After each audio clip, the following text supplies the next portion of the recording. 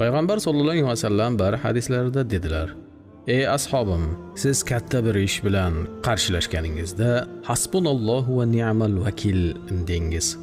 Anas ibn Malikdan: "Men Rasululloh sollallohu alayhi vasallamdan eshitdim. Aytdilarki, bir mu'min 7 marotaba hasbunallohu va ni'mal vakil desa, Alloh taolo uni har ishida omadli bo'lishini va'da qilgan." Vir tartibi bunday: xufton namozidan so'ng tahorat olib, qiblaga yuzlanib 2 rakat nafil namoz o'qiydi. Salomdan so'ng Fotiha surasini 1 marotaba, Ali Imron surasini 180-184 oyatlarini 1 marta. So'ng hasbunallohu va ni'mal vakilni 1111 marotaba o'qiydi.